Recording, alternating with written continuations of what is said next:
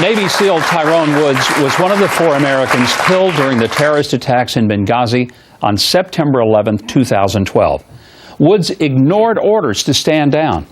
He went to the consulate to try to save those in peril. He fought to his death, trying to keep the attackers at bay. In fact, his body was found slumped over his machine gun. He was firing to his last moment on Earth. With us now is Tyrone's father, Charles Woods, and Ty's younger sisters, Joy, Faith, and Hope. They're in the audience with us, and we're delighted to have you all here. Charles, there are 30 survivors from that night in Benghazi. They saw firsthand what happened. They experienced it. Many of those people are alive because of your son and because of Glenn Doherty.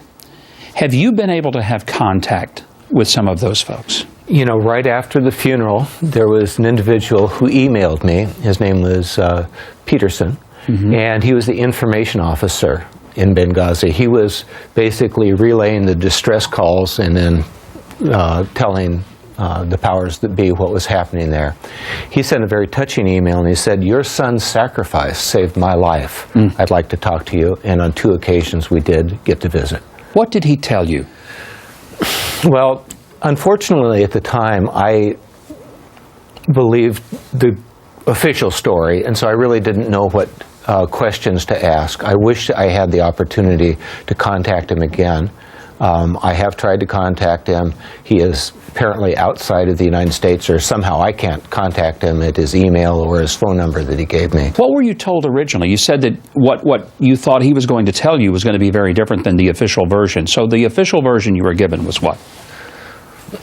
Well, the first official version I got, which has been revised, was from Hillary, and that was before Ty's funeral when the bodies were shipped back to Andrews Air Force Base. And she said that famous statement about, "We are going to prosecute the person that was responsible for that video." She was talking about that YouTube video. Yeah, I'd heard about a video in Egypt. That was the first mention of any video in Libya. Now, she said she was going to get you the truth. Did the president also speak to you? Well, yeah, I spoke with the president, and he was very gracious, and it was nice for him to take time out to come and visit with the families. He went to each family group and came over, and he shook my hand, and I shook his hand and just gently put my hand on his shoulder. And I said, "Thank you for your service." And I said that I was at peace with my son's death, even though I grieved quite a bit, and I still cry when I think about it. But I told him that, you know, my view of reality was this, was that it was Ty's time, that God could have prevented that, but God knew what was best. And I think I made a statement that some good will come out of this. Did he tell you that you would get the truth, that he would find out what happened and let you know? Or did Hillary? Did anyone tell you that? Well, generically, the president did offer to reach out to the families, and so far that has not happened. I decided recently to initiate contact, and so I did send the president a letter saying that there are several questions that I would like to have answered in order to bring closure to my family. But no contact from the White House, the State Department? Oh, none. That's why I initiated contact, and I'm sure that he will. He's very busy right now with Syria, but I'm sure when his plate is more empty, he will respond to that. With all due respect, I don't care how full his plate is, you deserve an answer. The rest of America deserves an answer.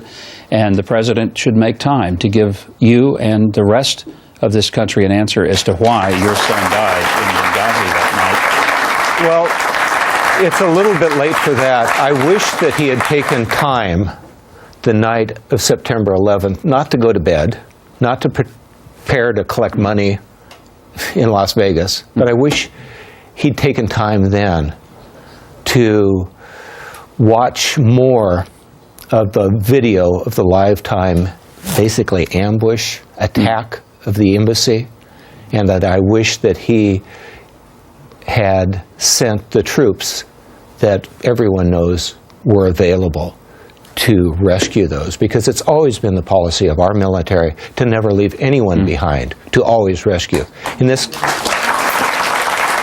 and that is a question that we also need to in this case, there was no rescue attempt. There were no planes sent. Yeah. In fact, Ty's body was left on the tarmac for 3 hours. And there wasn't even an American plane sent to rescue or to even take his body home.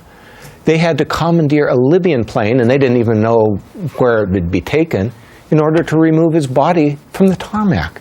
Is that a way to treat an American hero? It most certainly is not, Charles, and that's why I think all of us in this country are asking that we get answers. Well, Charles has had a lot of people on his side trying to get the answers that he and his family deserve. So is he any closer to the truth? We're now a year past Benghazi. We'll continue our conversation with Charles Woods right after this. We're back with Charles Woods. He's the father of Navy SEAL Ty Woods. Last week, South Carolina Congressman Jeff Duncan held up a photo of Ty. That's while questioning Secretary of State John Kerry during House hearings on Syria. This is the picture of Tyrone Woods given to me by his father, Charles Woods, a Navy SEAL. The Woods family deserve answers. He was killed in Benghazi. America deserves answers before we send another man or woman the caliber of Ty Woods into harm's way, especially in another country's civil war, especially when there's no clear indication that there's an imminent threat to the United States. Powerful moment. There have been other congressmen and senators, I think, that have attempted to get answers. Jeff Duncan clearly. Have been some others that have pushed for answers? First of all, I want to tip my hat to Jeff Duncan. I spoke with him at least 3 times. Once in his office when I gave him a picture of And you Ty. just gave me, and I appreciate that. Thank you. And he's called me twice.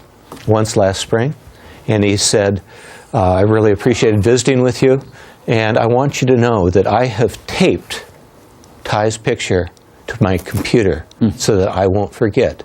And then right before the anniversary of Ty's going home to be with the Lord, he called me again, and he said, I want you to know I still have your son's picture taped to my computer so that I won't forget. There are some really awesome people in Washington, D.C. Not all of the people back there are there for the wrong reasons. We have some really awesome ones. He's one. Another one would be Jason Chaftez, you ask. And we've talked at least a half dozen times. In fact, he even gave me his home or his personal cell phone. And last January, I called him.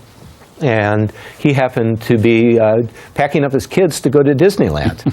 And he took quite a bit of time out of his schedule, and we talked.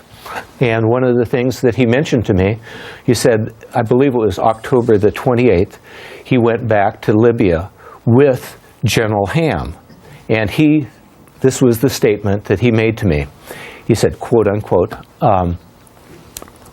General Ham told me that he told the Joint Chiefs of Staff that he had assets available immediately in the area, but he was not given permission to use those assets. And there have been so many times when officials have said there were no assets available, that there never was an order to stand down, but there was apparently not only assets available, but Tyrone was told not to go and to get engaged in that battle. 3 times, Ty and those with him were told to stand down. And there could have been, we don't know for sure, but Ambassador Stevens very possibly could have been saved if Ty had not been denied once, twice, 3 times. If he'd gone immediately, it's very possible there would have been no loss of life. Your son is a true hero. He could have stayed put where he was safe, where he was told to stay, but he ran to the sound of the guns, and as a result, there are Americans who are alive because of him that I hope we'll be able to hear from. And I also hope that we will not forget, and I appreciate you've given me a copy of that picture of your son Ty. I appreciate it.